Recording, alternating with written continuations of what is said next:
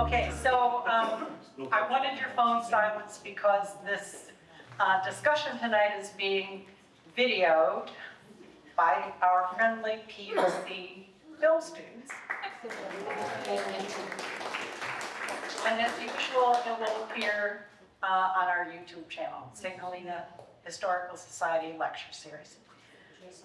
Tonight, I'd like to welcome you all to this discussion about the history of the St. Helena Star. This is its 150th anniversary, which I think is great that we're all here to celebrate this event. And I just wanted to let you know, by way of excusing myself a bit, I'm an unexpected moderator tonight, filling in. So don't ever say, why was that woman not prepared? Okay, so I was wondering if also, we like to keep these fairly informal. So during the discussion, if you have any comments, relative comments or questions for the panel, feel free to raise your hand and speak up as much as you can so it can get captured on the audio. No booing. No booing. No walking out early either. Okay, so why don't we get started? I'll have the panel introduce themselves, but I also wanted to acknowledge that we have some former staff from the Star who are attending. If you could just stand up and say hello. Carolyn.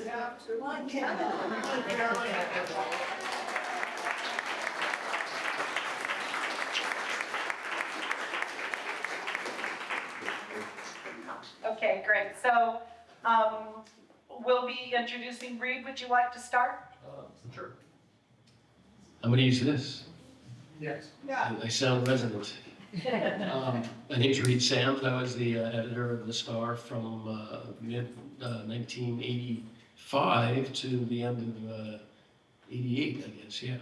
And it was my first job out of college, so it was a very exciting time aside from the pay. But one of two of the people that worked with me, Marilee Talley and Kim Holman, and are over there. So it's Old Home Week. I haven't seen them for 25 years, so that's really cool. But I grew up in the Bay Area. St. Helena has been it's since I came here. It's always been part of my life. It's one of my dearest friends. Still live here, and so I will always have super fond memories, and it was just a part of my growth.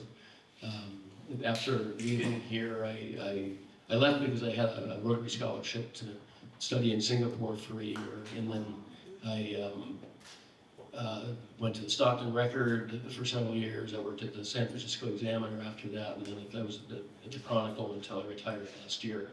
I was the front page editor there. So, yeah, it started a good career. Thank you. Hi, I'm Dave Stoneberg, and I worked at the St. Helena Star from August 2006 to September 2020, when the company laid me off, and I decided to retire. They laid me off with about 2 hours notice. I was told on a Friday not to come in, so that was fun. One of the things I did want to say is the St. Helena Star would not be the paper that it has been or is today without its editorial board. And I'd just like to read some names. Shannon, you're on it. Gail, you're on it. People who have been served on the editorial board. We met every week on a Friday morning, and we interviewed all kinds of people. So Shannon Coletto, Gail Sholey, Jay Green, Linda Reef, John Pont, Dave Ewell, Peter McCrae, Norma Faries, Jesse Duarte, Christopher Hill, and Bonnie Long. So those were volunteers.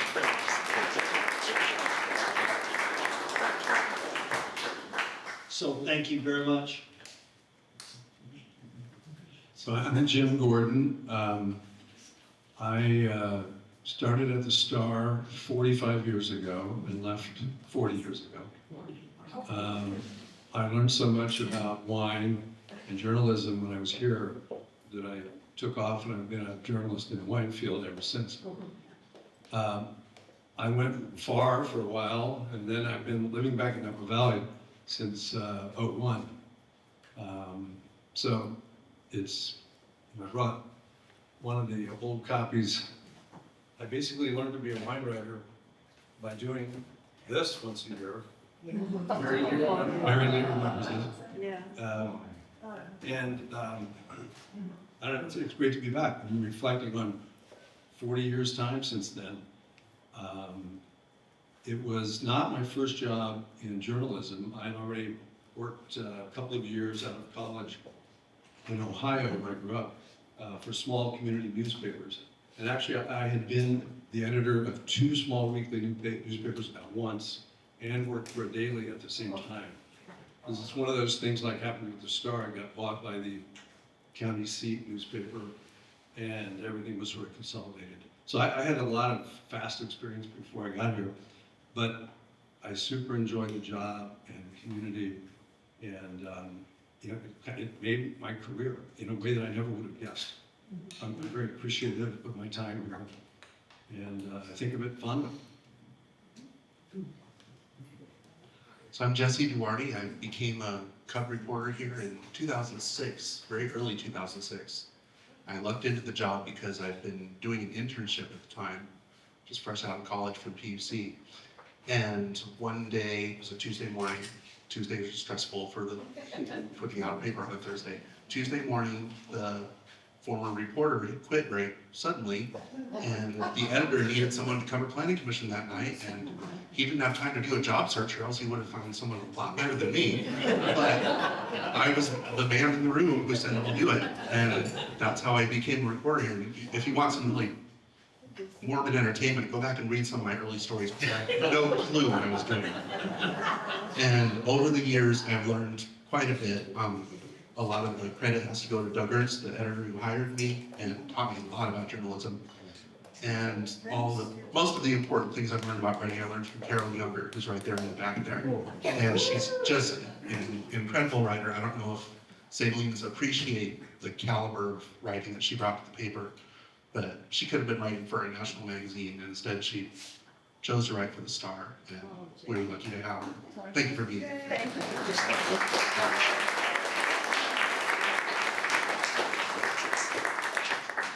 Hello, my name is Dan Evans. I'm the, well, I guess it's the first time I'm saying it in public. I'm the editor and publisher of the Napa Valley Register publishing company, which also includes the Star and Inside Napa Valley. So this is day 10. After the paper was sold from Lee Enterprises, which had owned it since 2005, sold it as of September 30th. So basically, well, maybe it's 11 days. My apologies. It's been long. But one of the things that has struck me as being part of this group for the last 2.5 years, I was hired to be the editor of all the papers in March of 2022. One of the things that has struck me in my time here is how much the St. Helena community appreciates and values the Star. That is something that is unprecedented. Any journalism I have ever witnessed. I've worked in LA and New York and San Francisco, and I have never seen a place that is so invested in the news that comes out and the community, and strengthening the democracy that a newspaper can truly do. So I'm really happy to be here. This is a brand new day for the Star, for the Register, for all of us here. Because, and again, this is very early on, but all indications are that the new owners really, really want to have local control and local decision-making. They stay out of the way. They make sure, they want us to make it, remake it into what it always has and should be. You know, Register perhaps a little more work than the Star in some ways. But one of the things that is just so wonderful is our ability to just have that control and to be able to work with people who have such high energy, such high talent. The editorial board, as was mentioned, is just astounding. And Jesse is, I couldn't ask for a better editor. He's just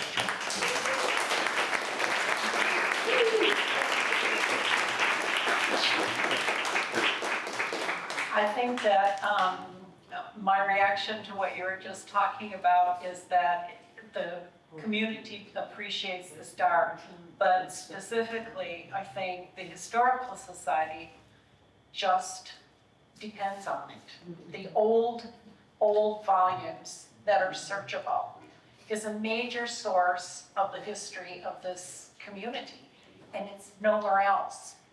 It's nowhere else. And so if you want to write a story or make an exhibit, whatever, the Star is like a primary source for that information. So it's just absolutely invaluable. And it is available on either the St. Helena or the Napa County Library sites. So it goes way back. I can't remember the first. September 20. Does it go from 1874? Okay, I can't remember if that's when it started, but yeah. So you can learn a lot by just reading the old stars. So speaking of former editors in charge of the newspaper and all their unique contributions, the one name that comes to mind also is Star Baldwin. Did any of you know this person? You did? Yeah. Yes, when I started, it was a dark and stormy night in late 1979. Actually, it was a week between Christmas and New Year's, 79. The Brenner family owned the Star there, but they had basically bought it from Star, but said you could stay as long as you want, basically. So Star Baldwin was still sitting in his desk in the front of the building on the left side as you look at it from the front. Piles of old newspapers and magazines and whatnot, kind of dusty. He was still covering he would cover the city council meetings till late at night, keep him honest, and come back in the morning, write the story. That would be Wednesday morning. We put the paper together on Wednesday and print it over Wednesday night, distribute it Thursday, right? Is that still the same way? But Star he was getting older. He got around with a cane, but he was still active. And during my period there, I forget the year, but he did pass away around 83 or something like that. 84. Okay. He was, an interesting character, quiet, humble basically, but he really took the town and his responsibility to the town very seriously. Would consider what to write in his editorials for weeks sometimes. Listened to people, covered the City Council, maybe Planning Commission very thoroughly. But he was, I think, I quickly became like managing editor. He wasn't in charge of the whole thing, but he was still doing his role. I was working for the Weekly Calistogan, started there in October 1979, and I met Star Baldwin once when unusually I was in St. Helena. I had a Niker mat camera around my neck, and Star wanted to examine that and wanted to know what kind of lens it was and what the f-stop was, and so we had a fascinating discussion about cameras. And I always remember him carrying 2 cameras around his neck. And I know that in the Star buildings, when we've looked at stuff, plaques and proclamations, he was absolutely beloved by the St. Helena Saints in the athletic department in St. Helena High School, because I think he probably went to absolutely every single game, and they loved him for it.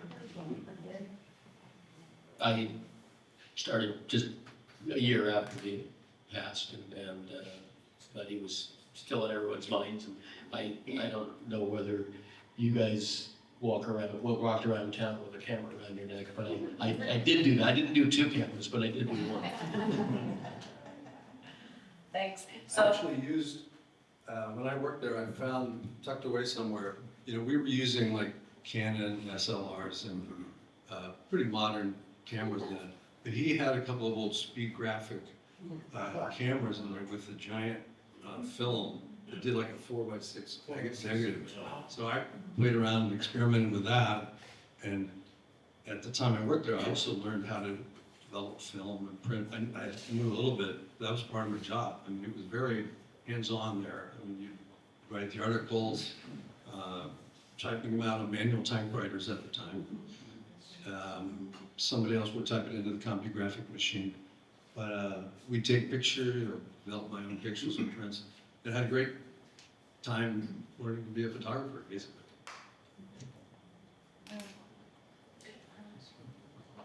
thank you.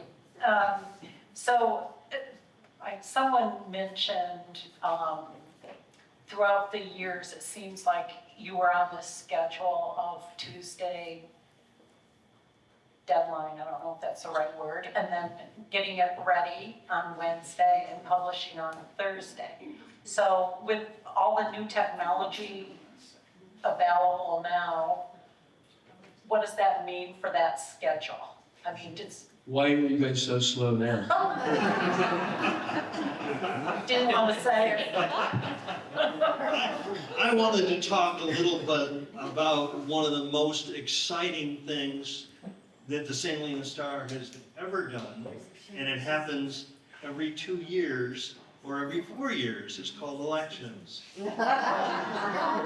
And Jesse and I would plan our election coverage very specifically as to, okay, so I'm going over to Del Britton's house, and Jesse's going somewhere else, and our job was to get a few quotes and to take the picture at the exact moment when they knew that they had won the election or they had lost the election. And I remember being over at Del Britton's house, and he served this magnum of Silver Oak Cabernet Sauvignon. It was absolutely lovely. Thankfully, I didn't have too much. It didn't impair my job. But, we would get the quotes, and then we'd rush back to the office, and we'd type it into the story. Typically, Jesse had already had a story that all we had to do was plug in some numbers, plug in some quotes, and it was pretty well done. But those days, we could negotiate with the press crew down in Napa and say, okay, well, we're not going to make deadline because guess what? The election isn't over with until 8 o'clock and we don't get results. So we were able to push the newspaper press to wait a while for our pages. Jesse, did you want to add something to that? Sure, it hasn't changed a whole lot as far as elections are concerned. Because you still have a Tuesday night election, the election results are released at 8:01 p.m. And I am at the home of a candidate, I usually pick a candidate I believe is going to win. I was really lucky last year, I was outside Ann Cottrell's house when she was elected supervisor, and I got a photo of her going like this. And I her fist and raising her knee in celebration. It was a great photo. I was so proud of myself for getting it. And I got a quote from her, and I ran back to the office and had my story in by, I believe, 8:30 was the deadline. Because even though the Star doesn't have that early a deadline, the Register does, and the Register likes to get the St. Helena election results in print on Wednesday morning. So I was able to get it's always such a rush on election night because on one hand, you're trying to get all this stuff in the paper, your quotes and get the numbers right on election returns. And yet also there's every 4 years, there's a presidential election going on. And around that time, there's a lot of news coming out about the count. And I always feel kind of bad going back and realizing, oh, we elected a president and I was trying to get this story. It's an odd feeling to kind of go back to civilization at 9 o'clock and realize that life is going on around you.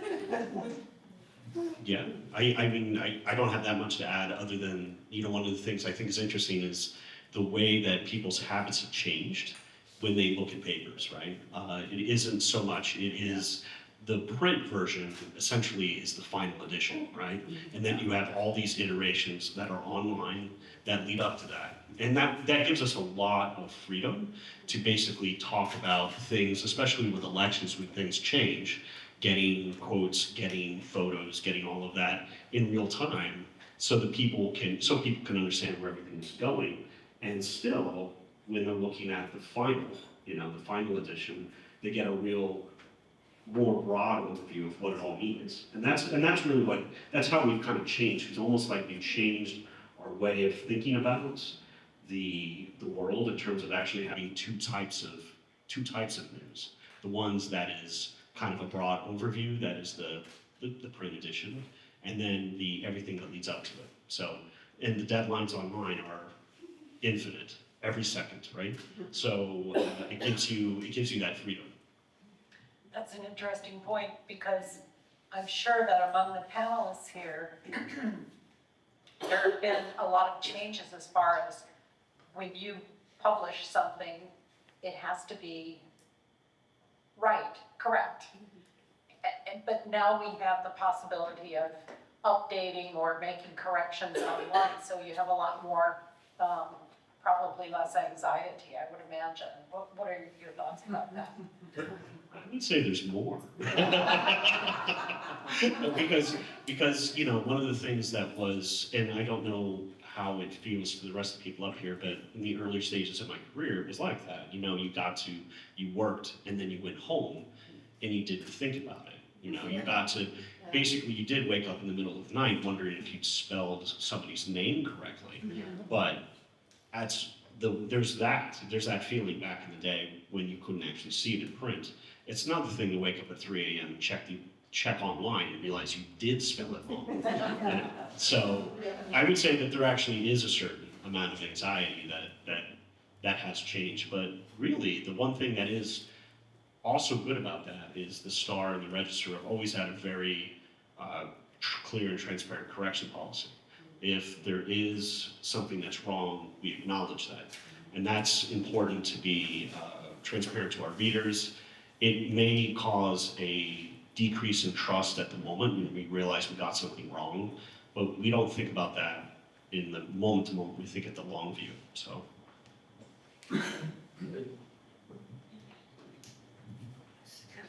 So yeah, most of my career was over the last 25 years was a big city daily paper, and it changed a great deal during that time. But in the last few years, for the San Francisco Chronicle, it considers itself now basically an online first, and that's so the print isn't the final version, is not the final one anymore. It's kind of the opposite. But also, tons of times, because when you're doing that, I'd always usually responsible for print, so I'd be working late at night to do the morning paper, and that would be a matter of, we'd get people calling in, hey, is it too late to change this name? It's like, well, we can change it online, but it's too late for print or something like that.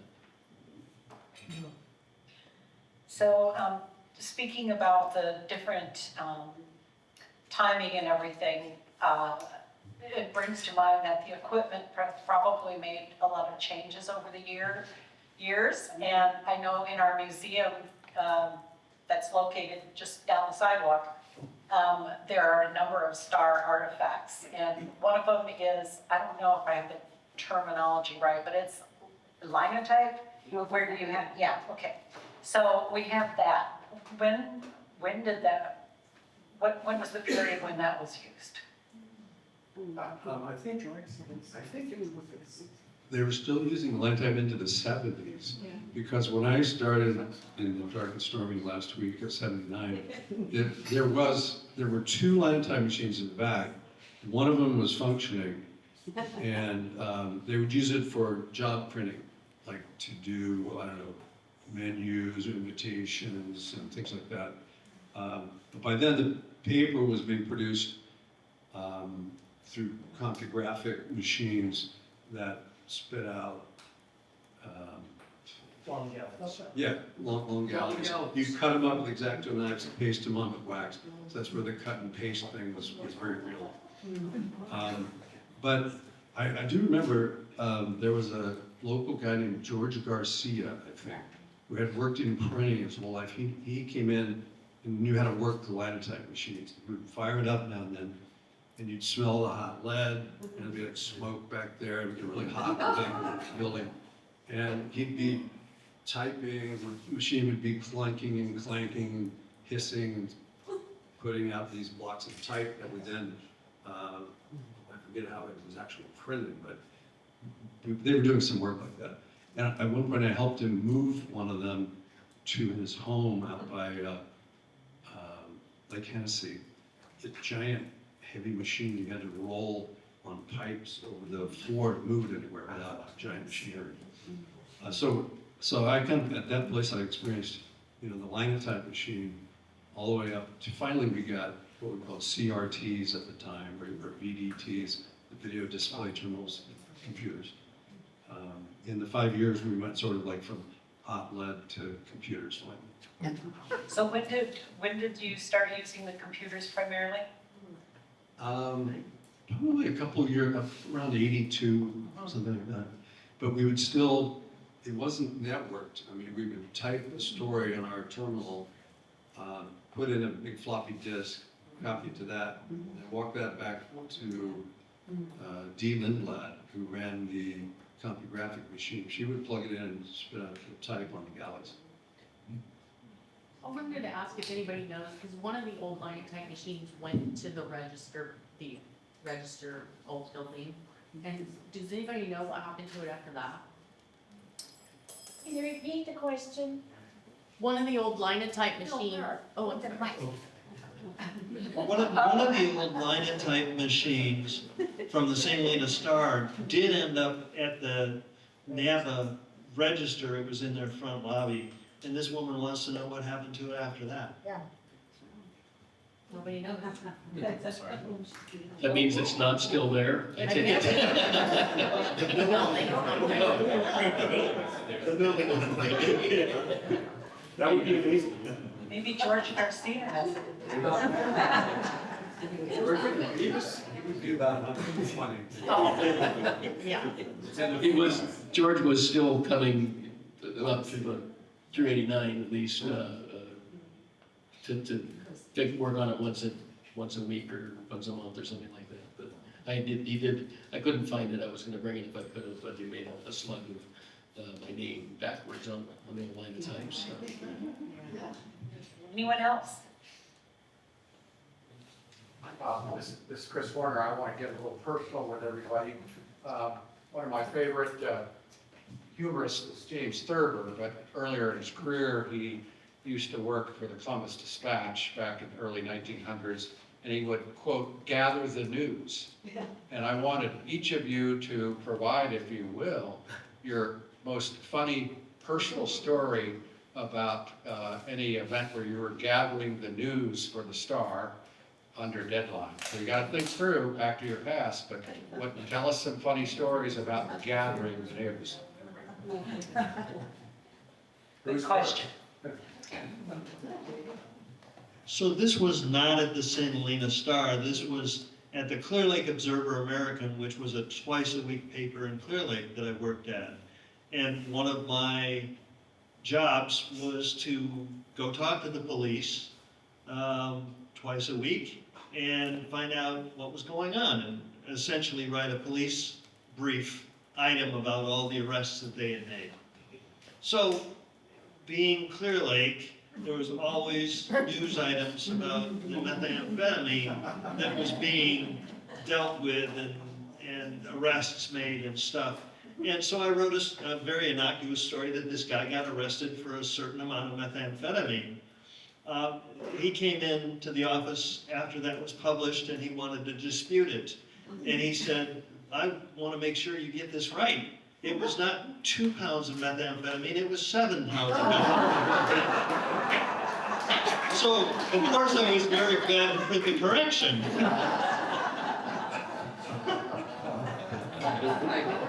I'm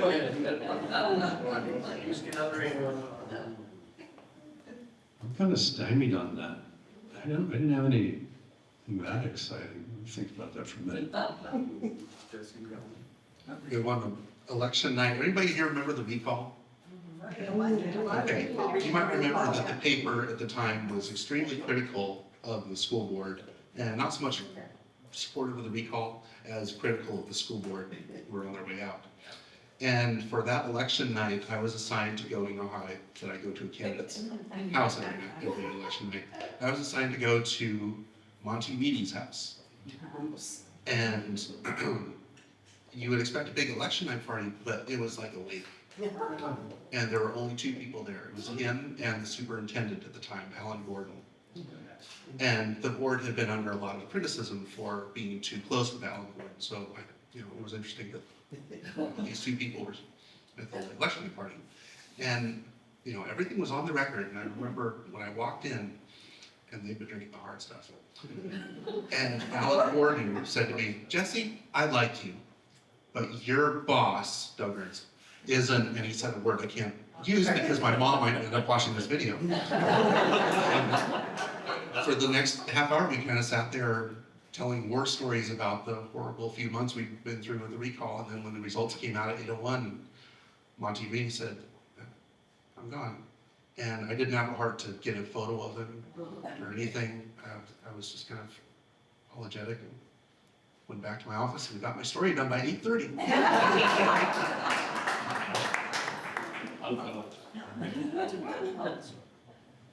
I'll tell one of my biggest failures. You guys remember the first time Meadowood burned down? I was there for dinner the night before. I forget exactly why. I might have been with Chuck O'Rear, the photographer. I think I was sitting with Jason Woodbridge, who remembers this. But we had a good time. I don't know, a group of 4 or 6 people eating in Meadowood for some reason. And the next morning, I get a call from who? Somebody said, "Did you hear that Meadowood burned?" And I slept in, it was like 9 or 10 o'clock. I didn't even know it happened. So I didn't get there in time to get any pictures or interview the firefighters while they were fighting it. So that was my dismal disgrace of the news day.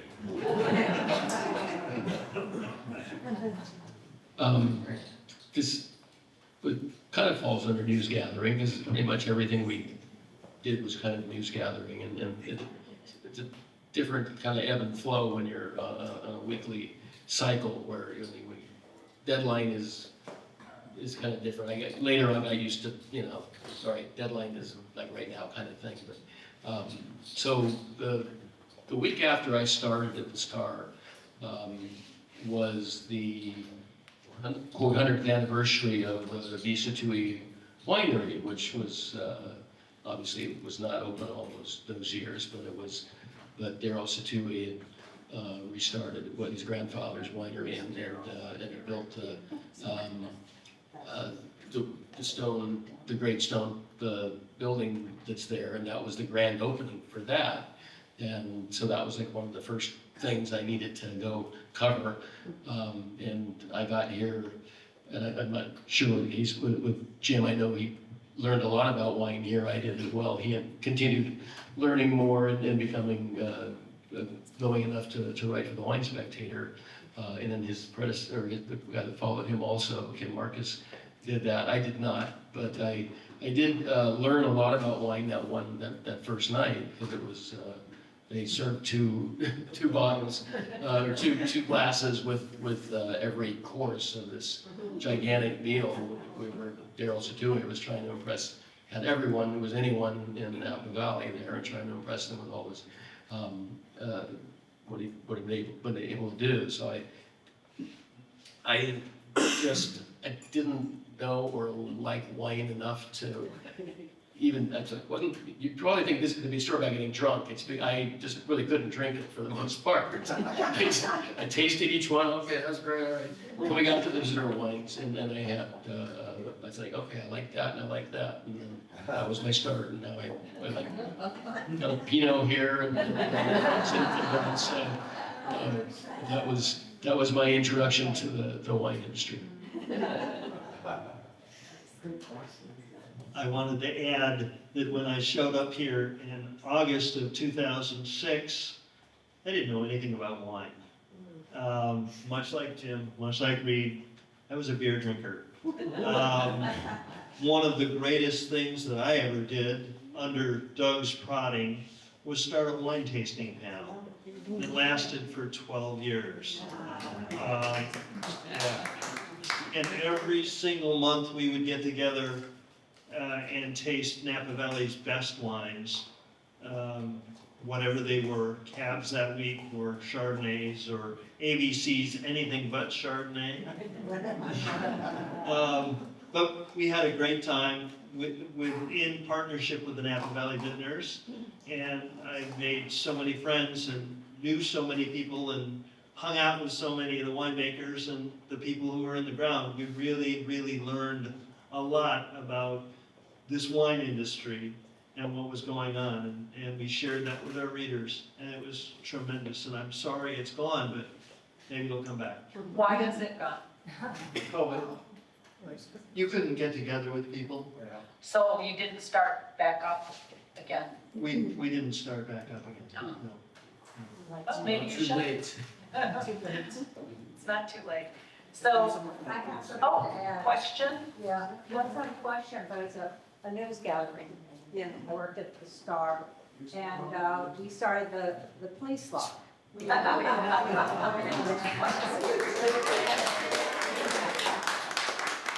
The police law, well, as reporters, we would go and see, this is great stuff, this has got to be in the paper. So we started publishing the police law every week, and it became more and more popular. Then one day I was brought into the city administrator's office to say, I don't want you printing this police log anymore. And I said, why? Because it makes us look bad. I said, no, this is great. And so the next week I went in, the police log was, there was an incident, but it only had the penal code. So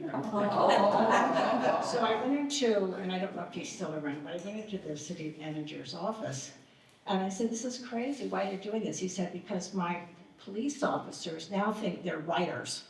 They're spending too much time writing a police officer. You guys, they're doing your work. Police officers rebelled. He had been the police chief before he was a city administrator, and they got his attention, and we got the police law back.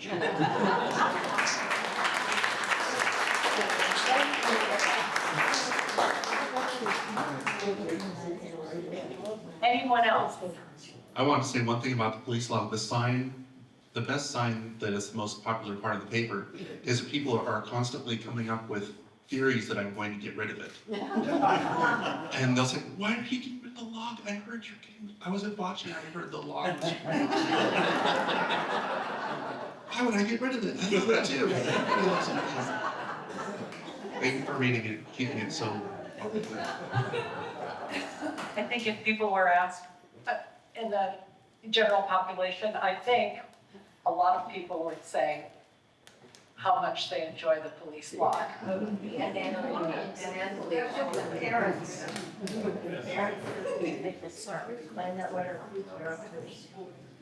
I worked at the Helena Star with Star Baldwin from 73 to 78. So we did have linotype machines and the web presses. But I have to add to the story about the police report because I coincidentally wrote a story about how someone had stole the camera from the St. Helena High School, and they were really alarmed and hoped that the story I wrote would make a plea to whoever did it and they would return it. Meanwhile, unbeknownst to me, Star was writing an editorial saying how wonderful it was that the St. Helena Police Department had acquired a camera.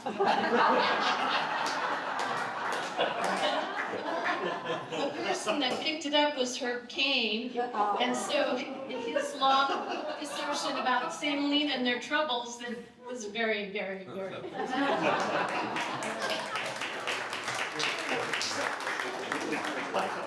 Thank you, only in a small town. Oh, one more. I absolutely love the St. Helena Star, and when I moved to Napa Valley 30-some years ago, and when I started coming into town and picking up the paper, it's like the 101, the best orientation into how to be a Napa Valley citizen, how to be a St. Helena citizen, because the feature writers from back in the day were colorful. And in fact, I'll tell you, because I told him this story to his face, I'll tell it to you guys. When I first met Jeff Warren, after reading him for a few years, I said, "You're Jeff Warren?" He goes, "You're so much younger than I thought you'd be. I thought you'd be a really old curmudgeon." But I love the St. Helena Star, and there's nothing like it for bringing unity and information to our community. Gotta have local news.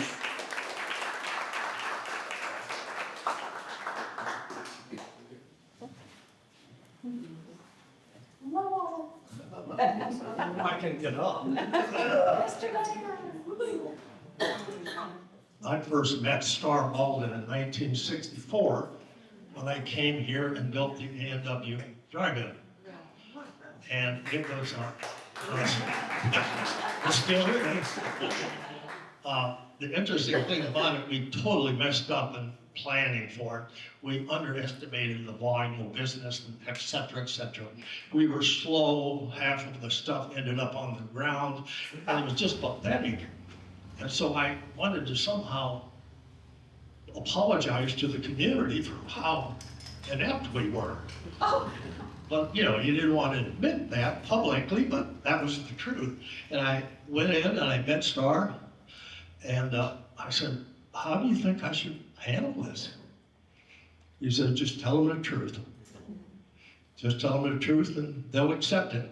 So, by and large, that's what we did. We told them the truth. The A&W is still here. But I want to share just one story. Star and I became very good friends over the years. He came into my office one day in about in the 70s, I guess. And he said, "Can you keep a secret?" I said, "Sure, no problem." He says, "Well, I think I'm going to get married." I said, "Well, good luck with that." He said, "I promise." I said, "I promise, I won't tell anyone." But within the next few weeks, a lot of people in town were asking and saying, "Did you know Star's going to get married? Star's going to get married." So the next time I saw him, I said, "Star, it's out," and I didn't tell anyone. He said, "Oh, well, I just thought I'd admit it to everyone." And so I said, how's married life treating you?" He said, "Well, it's a challenge." I said, "Well, you think?" And I said, "How's that?" He says, "Well, my new wife was painting our living room, and she had a roller and a long handle paintbrush, and she was painting the ceiling back and forth with the brush." I said, and she had just a helmet on. I said, "What's that?" She said, "That's all, she had a helmet." And I said, "Well, that's logical. Obviously, she didn't want to get a paint on her clothing and everything." He said, "Yeah, that is logical, but the front drapes were wide open." And he said, "I was just amazed how often some cars would turn up, turn back, go up, turn back." We became very good friends over the years. I lived about a block and a half from his home here on Kearney Street. my kids would go over, and he even requested my kids to go over and do a little play for in the front yard. And he was just a wonderful friend.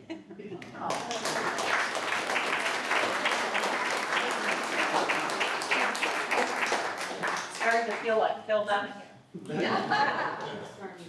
I just want to say, I don't remember exactly when this happened or who took over. I think it was the Enterprises. But at one time, there were 6 reporters. Yeah, the editor-in-chief and 5 reporters to our little St. Helena Star. And I just want to say, one, I really think we should have more reporters and more of a budget. I really, really do. We deserve it. We really support our paper. And I want to congratulate Jesse Duarte because he is now holding down the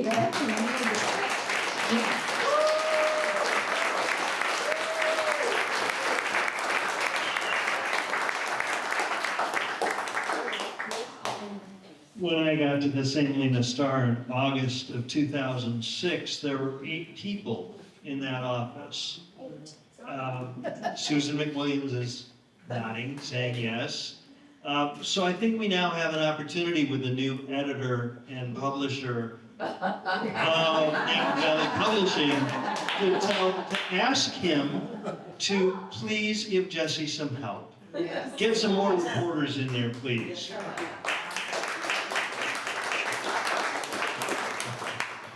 I can't speak for Jesse's staff, but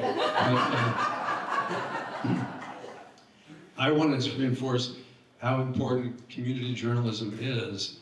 We're missing that. I mean, I live in Napa City for the last 23 years, and I mean, the register has just dwindled to very little, and we don't have a good news source. We need a good news source. The community needs it to be cohesive and well-informed, make good decisions. And anything the new owners can do, and you can help do with the Register, the Star, I'm sure everybody will appreciate it. I know you gotta make money, but hopefully you can solve that problem somehow, because local news is so important.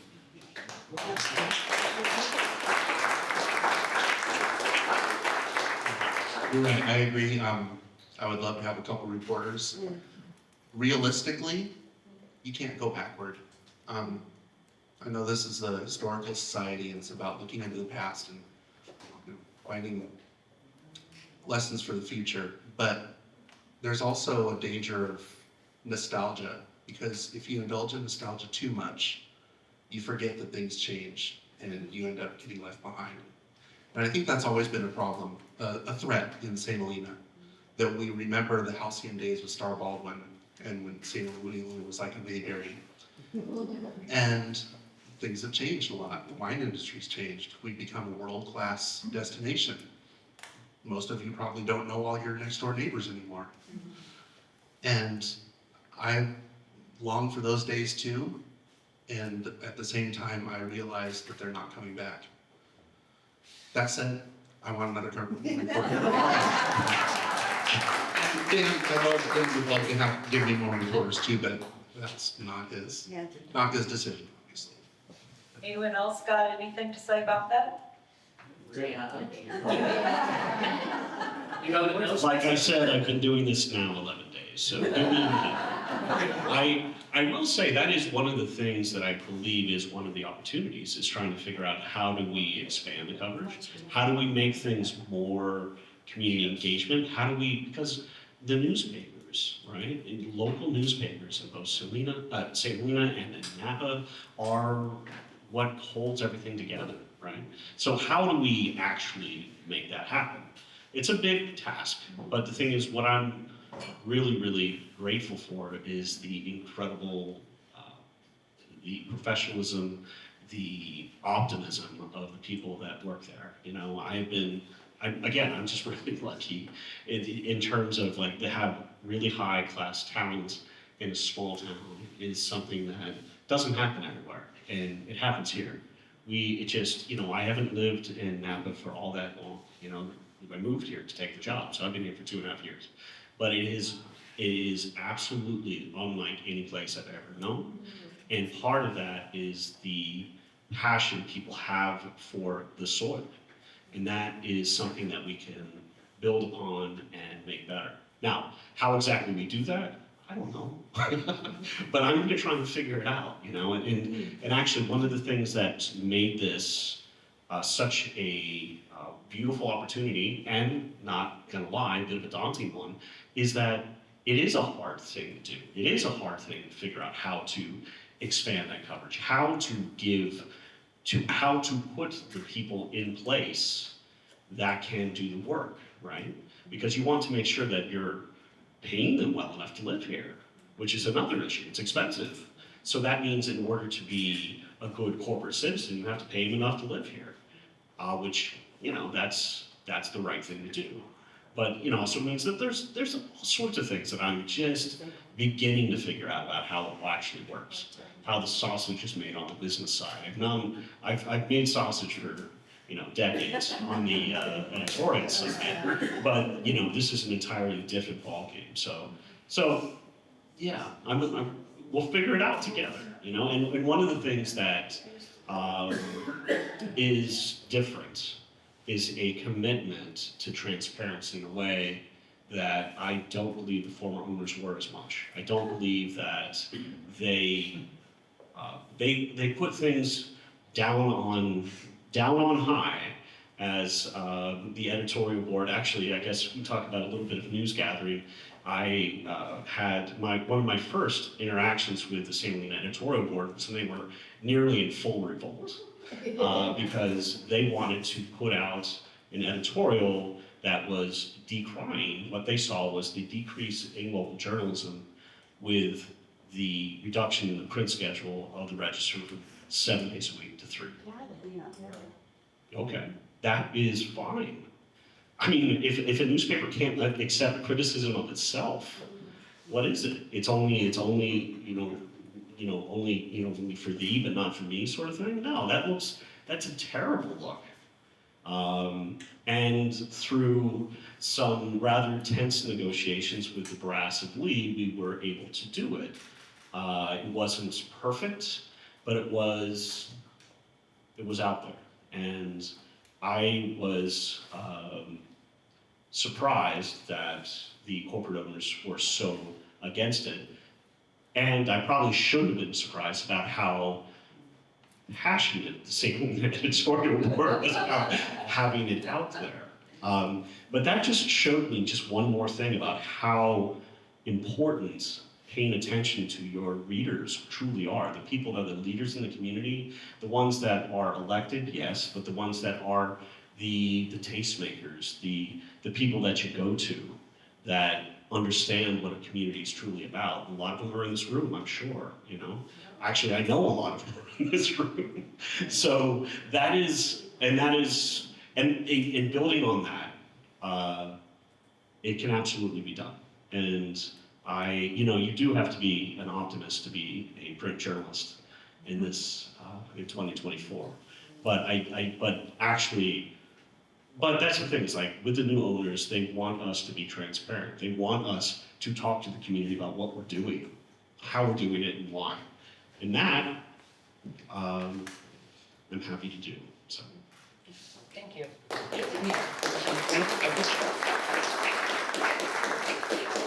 think you'll probably already see, even right now, some of the changes that have occurred under the new owners. One of them is that when you click on a story and open up one of my recent stories, you'll see a photo at the top there, a photo relating to the story, instead of a video that may not relate to the story. And that was something that really annoyed readers, but it was something that we had to do as a corporate mandate.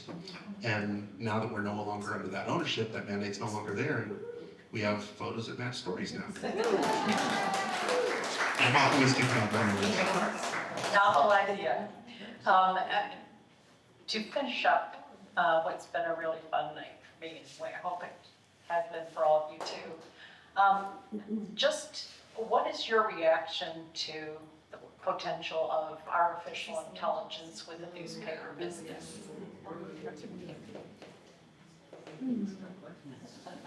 Solve problems or create more? I just think it means that good original journalism is going to be more valuable than ever if you can tell the difference. That's going to be the sticking point. Because artificial intelligence gathers what's out there and pulls it together, but it doesn't have a voice, or maybe it could have a voice. But I just think it makes it more and more important for local news reporters, other media people to be on the scene, talking to authorities, observing events, and reporting it as they see it, and not relying on something from AI that you see on social media. I think it's already here, at least in the form of advanced technology. I mean, when Craigslist came along, we lost overnight our classified ads. That was a huge part of the budget for every newspaper. And then when Facebook came along, people started discussing what was going on in their community on Facebook instead of in the Star. And that's something that every newspaper experienced. It happened when Nextdoor came along. Every time that you consume news that's given to you by an algorithm instead of searching for it intentionally, that's taking eyes away from the traditional newspaper model. So it's already hurt the journalism industry. So you're saying it's our fault? Especially yours. Well, Jesse is right there. I think that that's one of the things, though, I mean, is in terms of AI, though, just to get back to it, I will say something that, we were thinking that it would be something that might be able to make routine tasks a little bit easier. So, for instance, one of the things in the Register, and in the Star as well, but much more in the Register, I would say, the calendar listings are very popular. People want to know what's going on, right? This takes a considerable amount of staff work to try and figure out what's actually happening. And so, just for the heck of it, I tried to see what would happen if I said, here's the link to the different venues in town, AI, please, or ChatGPT, actually ChatGPT, what would happen if I said, here's the format that I want these calendar listings in, please go find some for me. And you know what it did?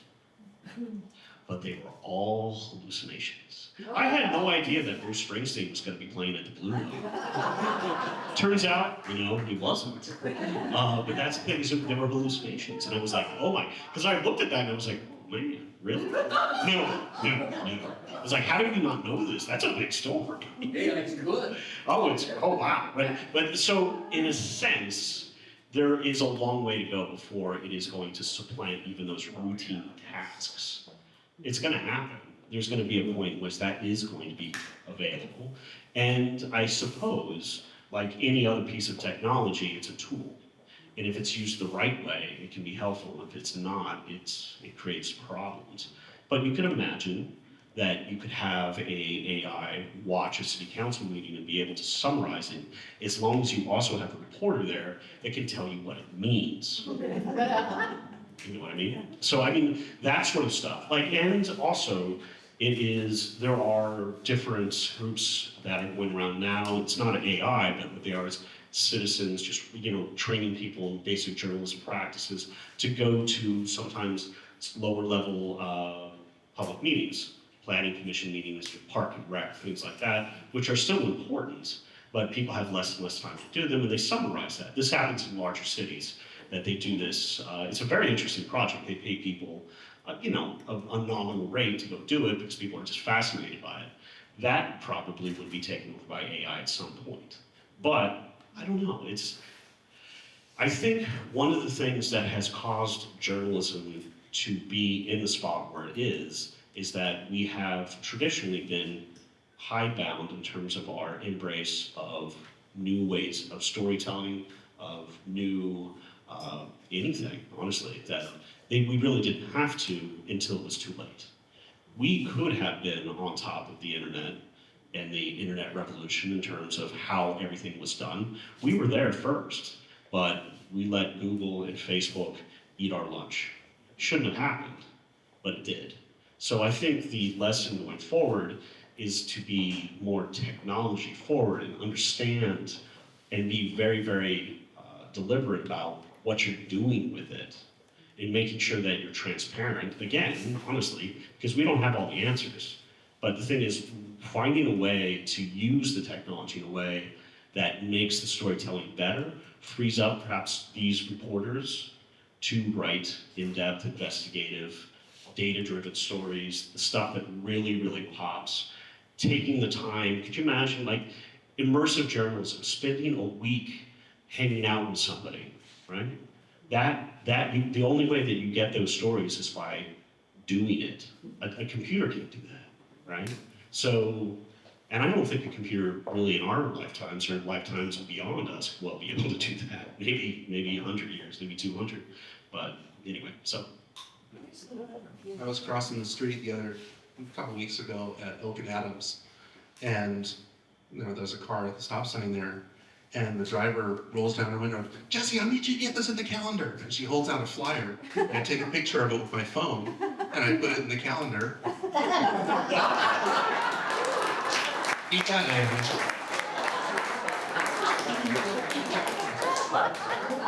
Drive-by calendar. I actually think already AI is probably writing a lot of reports for students and doing a lot of PR and marketing writing, which it's probably very good at. Before we call this to an end, I just wanted to mention a few people who, while I was there, were instrumental in the St. Helena Star. Moy Stevens, Carolyn Younger, Susan McWilliams, Garrett Witt, Kim Holman Beltran, Cynthia Sweeney, Vince? huh? Vince? Oh, Vince D'Adamo, thank you. Yeah. These were the backbone of, have been, of the St. Helena Star. Incredible people.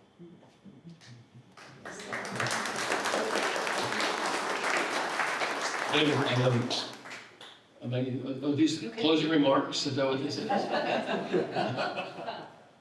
I'm kind of astonished, based on the rest of my career, I'm kind of astonished that the St. Helena Star is still here and is what it is. And I'm extremely happy for that. But I'm glad well, we want to get you some AI help, but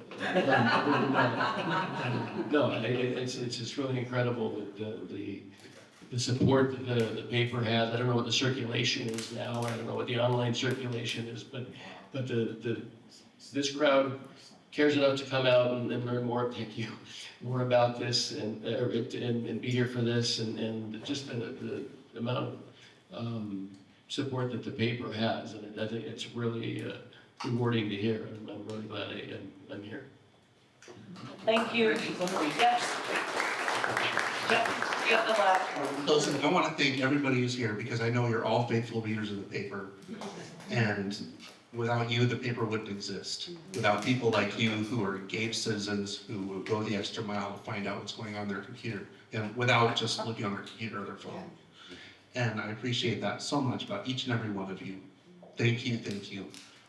Since you're all engaged citizens, I hope you'll go home after this, and at 7 o'clock, the League of Women Voters is going to have a Zoom forum with the 5 city council candidates. And I hope you will watch that and learn more about them. It's at League of Women Voters, their website. You just register there and you'll be able to watch it. So I'll be watching it too. Thank you.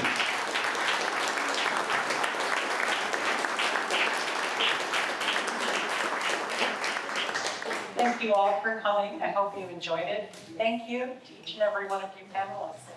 Great job. Thank